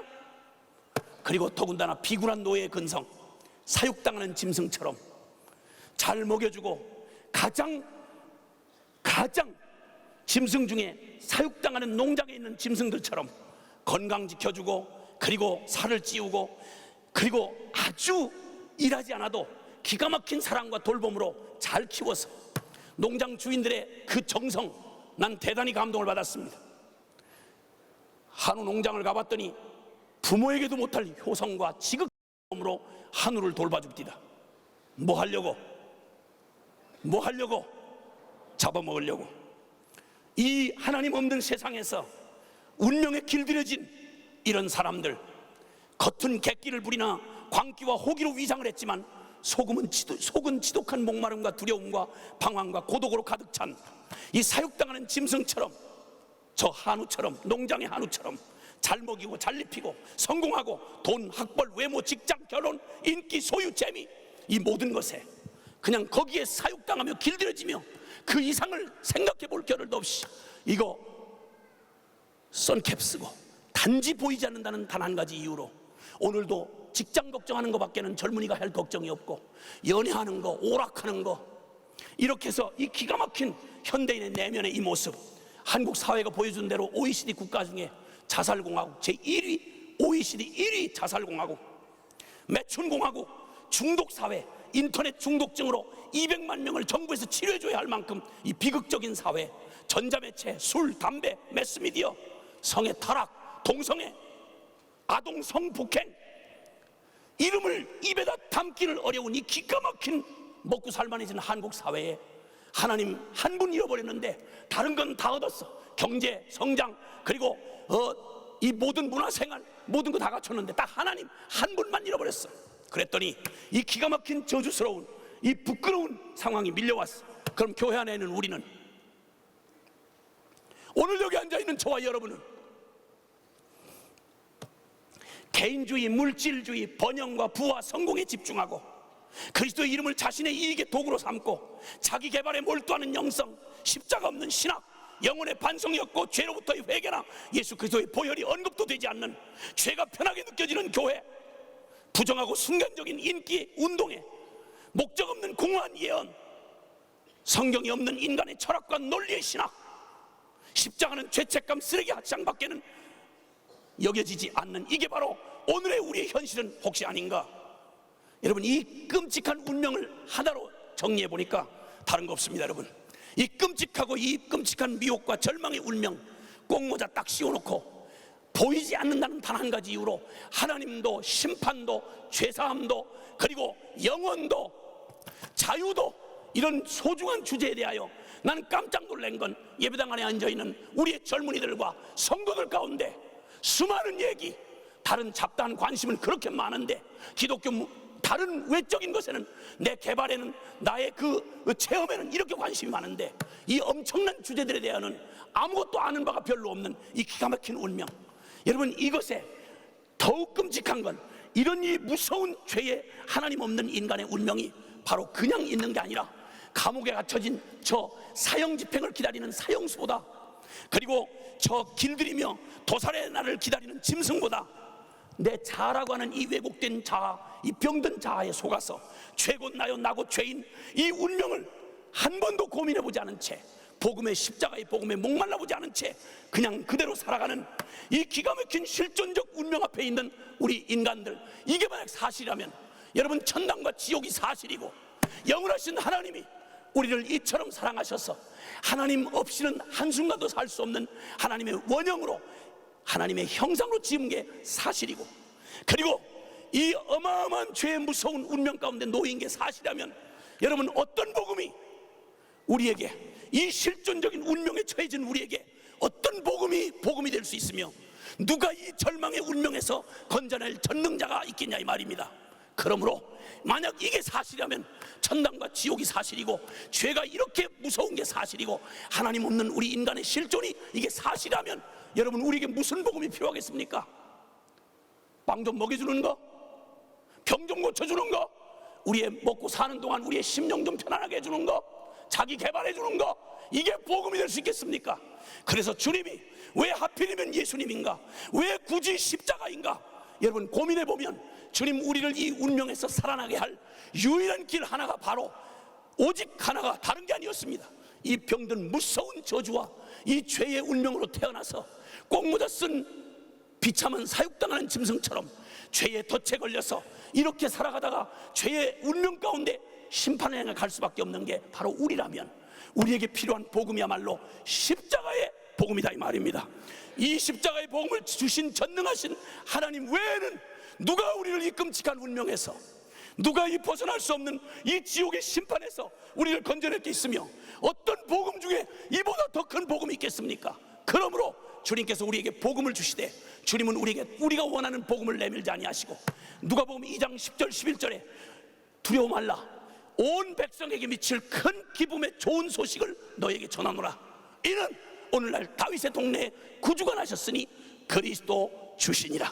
사랑하는 여러분, 복음, 이 십자가의 복음이야말로 이젠 더 이상 소망이 없는 우리 인생에게 마지막 가야 할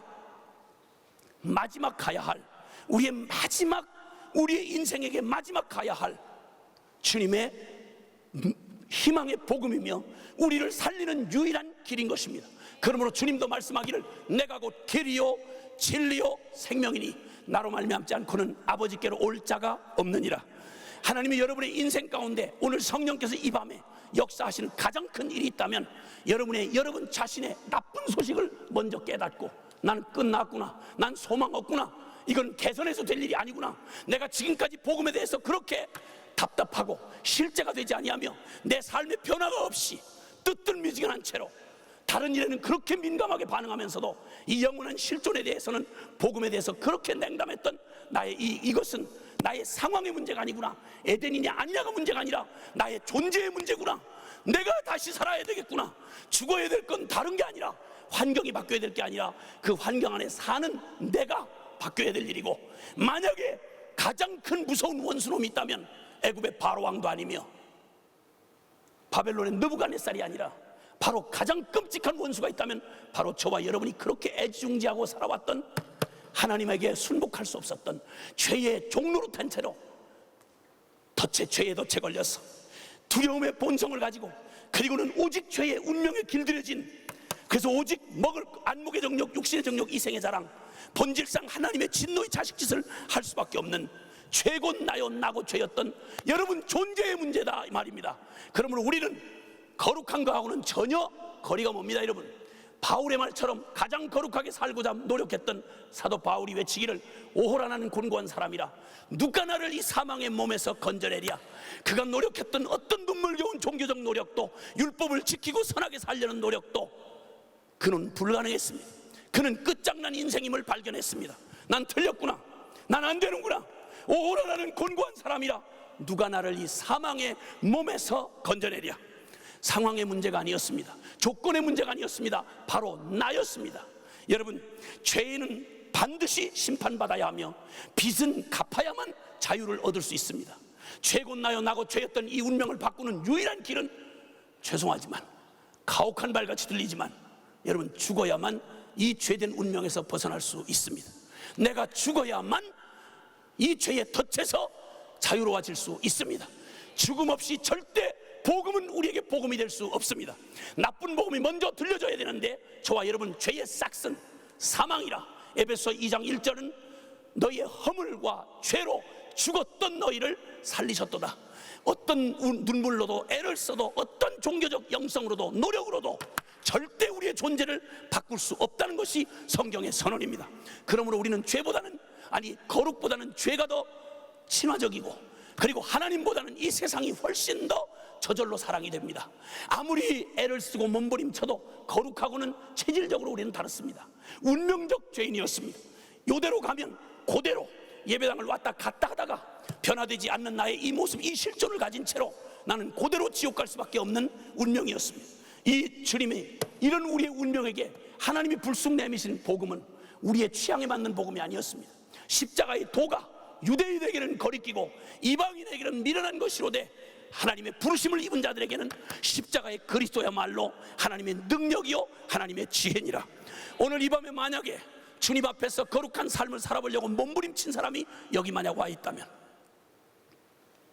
내가 이 비참한 오직 먹고 마시고 웃고 울고 시집가고 장가가고 오직 이 땅의 현세적인 일밖에는 관심을 더 이상 둘 수도 볼 수도 없었던 사람, 오늘 이 메시지를 듣는 동안에 와, 큰일 났구나, 이 썰캡을 확 집어 던져버리고 두려워 참아 바라볼 수 없었던 영원, 두려워 볼 수 없었던 하나님의 거룩, 두려워 볼 수 없었던 하나님의 나를 창조한 하나님의 형상, 이 영광을 썰캡 집어 던져버리고 나를 미혹하고 세상에 보이는 것, 짜릿한 것, 경험되는 것 외에는 관심을 갖지 못했던 이 저주받을 썬캡을 벗어버리고 이제는 고개를 들어 주님을 바라보는 것입니다. 십자가를 바라보는 것입니다. 이럴 때 주님이 우리를 부르시며 우리에게 외치십니다. 주님이 내미신 복음, 무식하고 미련하기 짝이 없는 십자가의 복음이었습니다. 그리고 주님은 우리에게 외치십니다. 내게 나오라고, 너 나를 바라보라고. 요한복음 3장에 보니까 주님께서 십자가의 복음을 설명하시면서 구리뱀 장대에 달린 구리뱀을 예로 들으셨습니다. 이스라엘 백성들이 하나님의 기적으로 이끌림 받아 나오다가 그들이 나중에 불평하고 자기들의 죄값으로 악을 쓰다가 하나님이 필요 없다고 떠들어대다가 하나님이 그들의 보호의 손을 쑥 빼자 광야에 불뱀이 물어서 제 죄값으로 다 죽게 되었습니다. 퉁퉁 부어오르고 시커멓게 죽어가는 이 자기의 죄값으로 심판을 받은 이 이스라엘 백성들에게 하나님이 모세를 통해 복음을 들려주십니다. 바라보라고, 바라보라고. 근데 놀랍게도 역설적이게도 주님이 바라보기만 하면, 믿기만 하면 구원 얻는다고 말씀해 줬던 게 다름이 아니라 자기들을 물었던 저주의 형상, 뱀을 놋뱀으로 만들어서 높이 다른 것입니다. 이것을 쳐다보는 자마다 치료받고 살게 되리라고 말씀하는 것입니다. 무슨 말입니까? 주님은 이 말을 인용하시면서 이렇게 말씀하는 것입니다. 여러분, 장대에 달린 놋뱀, 이것은 저주의 상징입니다. 뱀에 물려 죽게 된 우리의 운명을 말하는 것입니다. 너 죽어야 너는 자유가 될 수 있어. 너 죽어야 새로운 생명으로 부활할 수 있어. 너 죽어야 하나님의 부활의 원형이 될 수 있는 거야. 사랑하는 아들아, 그리고 사랑하는 내 딸아, 죄곧 나요 나고 죄인 너, 죄된 너와는 내가 아무리 함께하고 싶어도 너와 함께할 수 없다.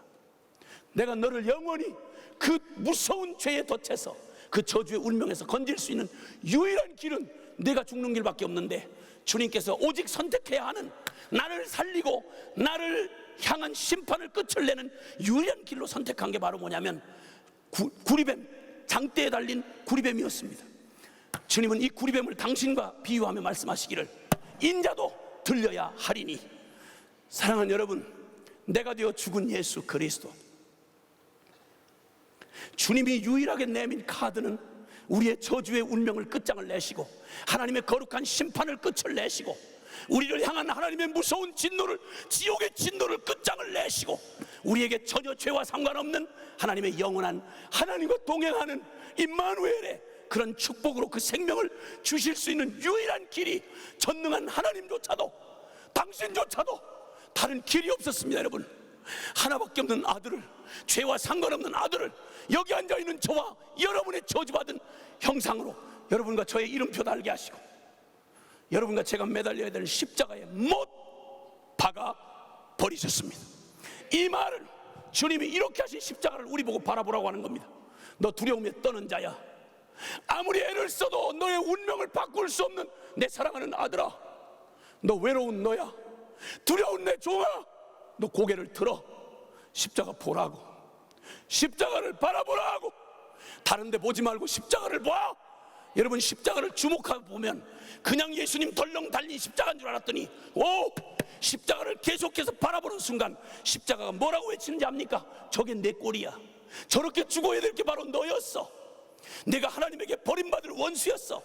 저 벌거벗겨진 수치와 저주의 운명이 바로 너야. 피할 수 없는 끔찍한 심판이 저렇게 내려져야 될 게 너의 운명이었어. 근데 자세히 봐. 거기에 누가 달려있는지를 보라고. 그건 바로 내 아들이 달렸어. 내 아들이 달렸다는 말은, 네가 죽어야 될 그 자리에 내 아들이 죽었다는 말은, 네가 되어 죽은, 내가 되어서 죽은 내 아들 예수 그리스도를 보라고.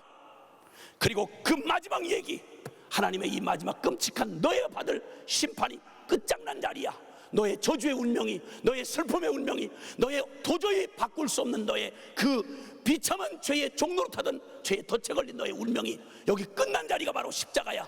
여기를 보라고. 두려워? 너 외로우니? 너 방황하니? 말할 수 없는 목마름, 너 목마르니? 바라보라고. 십자가를 바라보라고. 그 비참했던 너, 운명적 존재적 죄인인 너, 질질 죄에 끌려서 마음은 원인데 육신이 약하여 매일 죄의 덫에 걸려 오늘도 이 부끄럽고 하나님 앞에 나올 때마다 양심에 걸리고 도대체 새로운 출발을 해볼 수가 없는 너, 끝난 십자가를 보라고. 하나님의 심판이 날마다 두려운 너, 십자가를 보라고. 내 사랑하는 아들아, 내 딸아, 저건 예수가 죽은 십자가가 아니라 네가 되어 죽은 예수의 십자가기에 네가 죽은 십자가야. 할렐루야. 예수만 죽은 십자가가 아니라 네가 죽은 십자가야. 아멘. 아멘. 그리고 그 십자가를 또 다시 봐. 너 어떤 경우에도 이 십자가는 아들을 아끼지 않고 내어주신 하나님 아버지의 영원한, 변할 수 없는 확증된 사랑이야. 너희가 아직 죄인 되었을 때에 그리스도께서 너희를 위하여 죽으심으로 너희를 향한 하나님의 아버지의 사랑을 확정하셨느니라.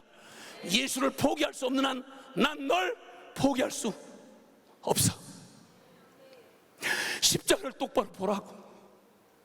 십자가를 잠잠히 바라보라고. 거기서 주님의 음성을, 너의 영혼 안에 말하는 주님의 음성을 들어보라고. 너의 모든 방황은 끝났어. 너의 저주는 끝났어. 너를 머리채를 쥐고 질질 끌고 하던 죄의 세력은, 사단의 세력은 끝장났다고. 너의 그 가련하고 그 비참한 자아의 정욕은 끝장났어. 여기 죽은, 너 죽은 십자가를 바라보라고. 내 눈을 주목하라고.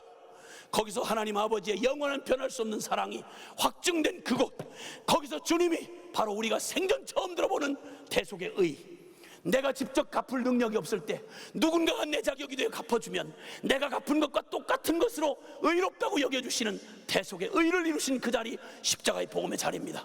사랑하는 여러분, 역사적 객관적 실제 사건인 십자가는 2000년 전 갈보리 언덕에서 하나님이 그처럼 사랑하신 대로 독생자를 주신다던 약속대로 창세기 15장 첫 번 복음이 외쳐진 대로 여자의 후손으로 오셔서 나와 똑같이 내가 되기 위하여 여러분 뱃속에, 엄마 뱃속에 착상되던 그 순간부터 사지백체가 생겨나는 모든 잉태의 과정을 거치시고 여러분이 거쳐야 할 거절과 아픔과 외로움과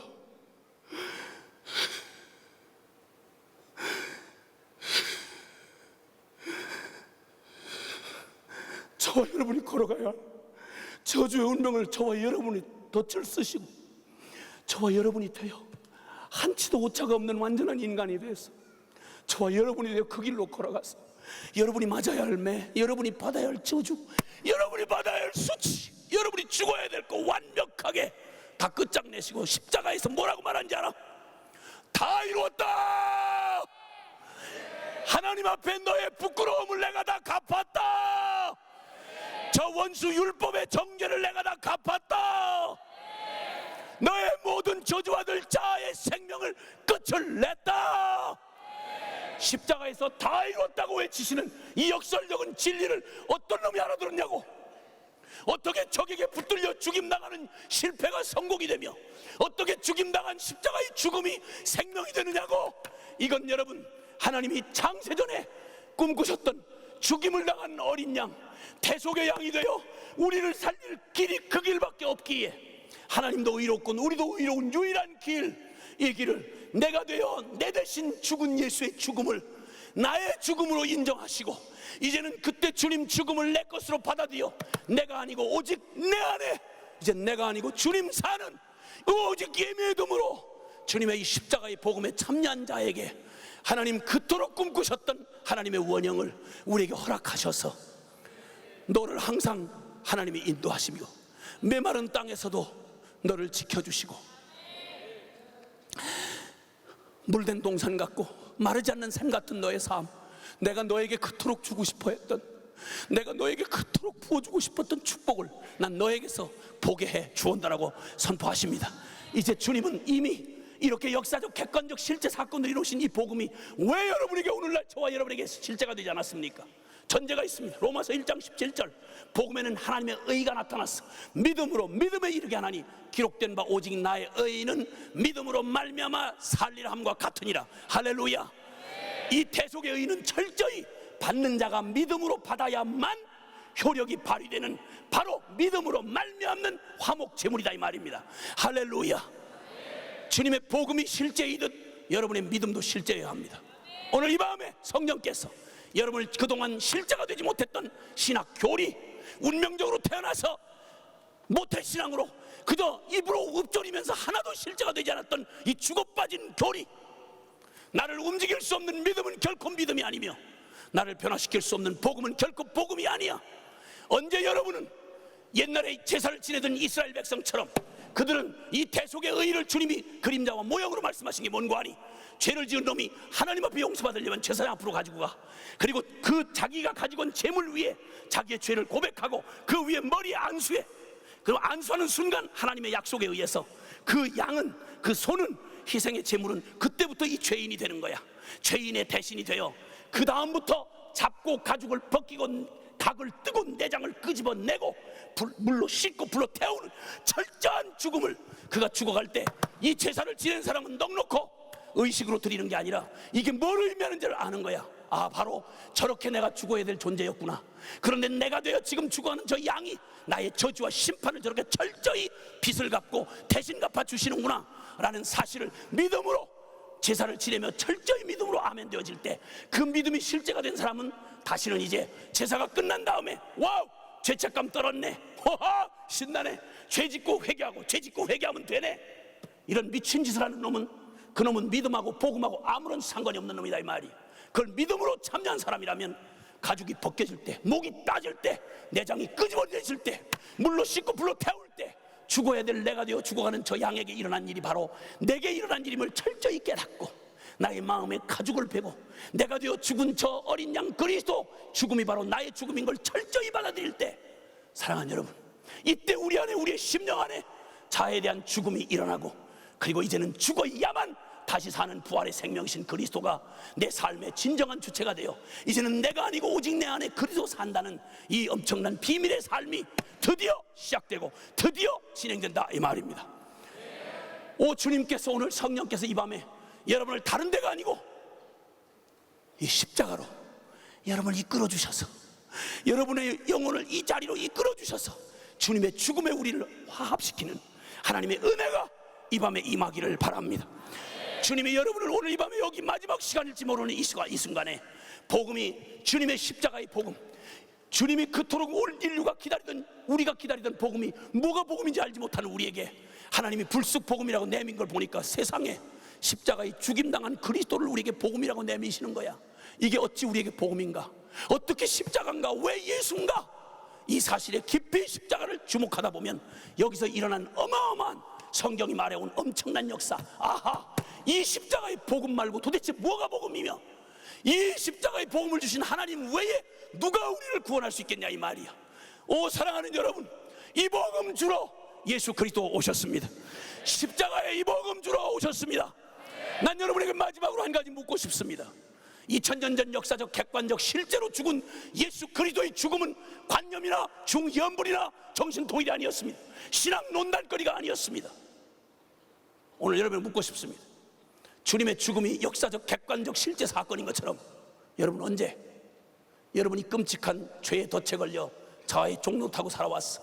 오직 내가 주인 되어 내가 주인 삼고 내가 사랑했던 이거 부둥켜 하는 채로 예수님의 십자가 따위는 죄책감 쓰레기 아치장 정도, 주님은 문제 해결사 정도밖에는 내게 실제가 된 적이 없었던 사람 혹시 여기 없습니까?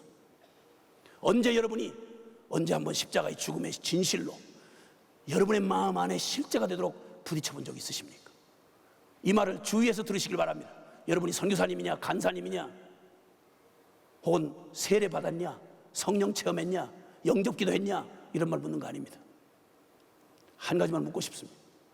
여러분 언제 여러분이 주인 노릇하고 살아왔던 여러분 자신에 대하여, 이 끔찍한 자아의 운명에 대하여 예수님의 역사적, 객관적, 실제 죽음처럼 언제 주님의 죽음이 나의 죽음인 것을 받아들여 나의 지, 정, 의, 나라고 말할 모든 영역에 주님의 죽음을 대입시켜서 나 정말 죽었구나, 내 마음의 사형 선고를 받기까지 여러분의 내면 안에서 여러분 자신에 대한 죽음을 받아들이시고 경험한 적이 언제이십니까? 죽은 사람은 더 이상 자기를 추구하지 않습니다. 지가 주인 노릇하고 살지 않습니다. 말을 어떻게 하느냐, 무슨 의식을 치르느냐가 문제가 아니라, 세례 받았느냐 이걸 묻는 말이 아니라, 오늘 나는 오늘 이 밤에 이 십자가가 언제 여러분에게 이 죽음이 실제가 된 적이 있냐, 이 말입니다. 죽음이 실제가 돼야만 부활이 실제가 될 수 있습니다. 죽지 않은 자에게 부활의 생명은 절대 역사할 수 없습니다. 성경은 단호하게 설명합니다. 갈라디아서 2장 20절에, 죄송하지만 좀 따라합시다. 내가 그리스도와 함께, 좀 크게 고백합시다. 내가 그리스도와 함께 십자가에 못 박혔나니 그런즉 이제는 내가 산 것 아니요 오직 내 안에 그리스도께서 사신 것이라. 이제 내가 육체 가운데 사는 것은 나를 사랑하사 나를 위하여 자기 몸을 버리신 하나님의 아들을 믿는 믿음 안에서 사는 것이라. 아멘, 아멘. 오늘 이 밤 여러분에게 주님이 오늘 이 밤 가슴 떨리는 마음으로 오늘 오전 내내 주님 앞에 이 말을, 이 짧은 시간 외치는 이 속에 하나님 설득시키지 마시고 주님의 진리를 그들의 심령 안에 실제가 되게 하사 십자가로 끌고 와 주십시오. 주님, 성령님께서 죄에 대하여, 의에 대하여, 심판에 대하여 그들의 영혼을 주님 공격하시고 수술하셔서 그들로 십자가에 와서 이미 이루어진 주님의 죽음에 그들 모두가 실제로 참여하여 나의 자아의 죽음을 선고하고 결단하는 밤 되게 해 주옵소서. 이렇게 기도하고 올라왔고 지금도 중보기도자들에게 그렇게 부탁했습니다. 마지막으로 묻습니다. 언제 여러분은 주님의 십자가의 죽음이 여러분에게 실제가 되신 적이 있습니까? 변명하기 위해서 대답하지 마십시오. 교리적 동의를 했다고 여러분 안심하지 마십시오. 성경의 복음의 진리는 중연불하듯 정신통일 아니면 신학 나부랭이가 아닙니다. 진리요 생명입니다. 주님의 죽음이 역사적 객관적 실제 사건인 것처럼 성령님은 오늘 이 시간 여러분의 심령 안에 제가 바로 그런 소망 없는 자입니다. 저 끝장난 거덜난 인생입니다. 지금까지의 경험으로도 충분합니다. 주님, 나는 더 이상 나를 지탱할 힘이 없습니다. 당신이 말한 대로 십자가에 죽어야 될 그놈이 바로 나였습니다. 뻘거벗겨 수치를 당해야 될 놈이 나였습니다. 주님이 죽음은 정확하게 나의 죽음인 것입니다. 왜냐하면 그분이 그렇게 죽었기 때문에. 이제 십자가는 예수님만의 십자가가 아니라 내가 죽은 십자가인 것입니다. 이제 여러분의 마음 안에 주님에게 일어났던 이 사실이 실제로 내 마음 안에 이 말씀을 듣는 가운데, 맞아요, 제가 소망 없는 놈이군요, 모태신앙으로도 아니군요, 혈통도 육정도 사람의 뜻으로도 하나님 앞에 나아갈 자 없군요. 십자가, 이제야 제가 옵니다. 주님, 이 죽음을 제가 받아들이겠습니다. 그동안 내가 주인 삼고 내가 사랑했던 이 자아, 내가 주인 되어 살아왔던 이것, 마지막 끈을 끊어버리겠습니다. 십자가의 죽음에 넘겨버리겠습니다. 주님, 내가 그 죽음에 참여합니다. 그리고 이제 주님, 나의 일부분 문제 해결사가 아니고 죄책감 쓰레기 아치장이 아니라 주님, 내 생명 자체가 되어 오시옵소서. 내 안에 왕이 되어 오시옵소서. 나의 주가 되시옵소서. 여러분, 이렇게 주님 앞에 우리 함께 기도하며 나아가기를 원합니다. 함께 기도하겠습니다.